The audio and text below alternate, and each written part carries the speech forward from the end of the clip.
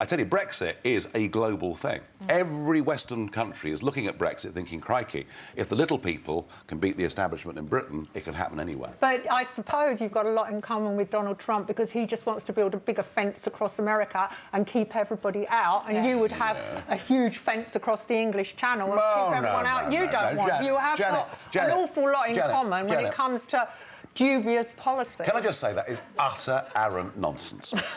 We don't want to pull the drawbridge up. We want to control who's coming over the drawbridge. That's sensible, common sense. You know, we shouldn't be discriminating against people from India or Australia in favour of Romania or Bulgaria. Let's have a fair, sensible system and the right numbers of people coming. Which is what, a point system, do you believe it should be? A point system which has been rejected, hasn't it? There are other ways of doing it. You know, Theresa May's talking about a work permit way of doing it.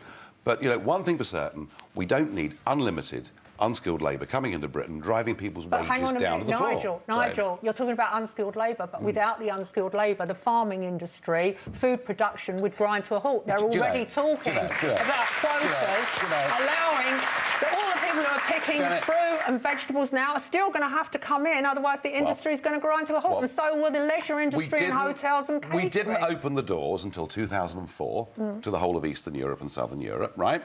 And before 2004, the strawberries didn't rot in the fields. What the farmers had to do was pay a little bit more money to get British people to go and pick them. And the whole argument here is what's happened is that average wages for the last 10 years have been driven to the floor. Now, if you believe in your country, you believe in your people, you want to help ordinary folk earn a decent living. But if you pay the pickers of the strawberries more, if you have to persuade the farmers to pay the people more, and you have to persuade British people that it's the job they want to do, which they don't seem to want to do, I'm not sure. And then the consumer, all the people watching this programme, will be paying more for food. Do you know what? Won't they? Do you know what? Well, actually, having left the EU, we can buy things like New Zealand lamb and butter again much, much more cheaply, because we sort of rather turned our backs on that. But shouldn't we be buying British? Listen, we've got to go to a break. We'll discuss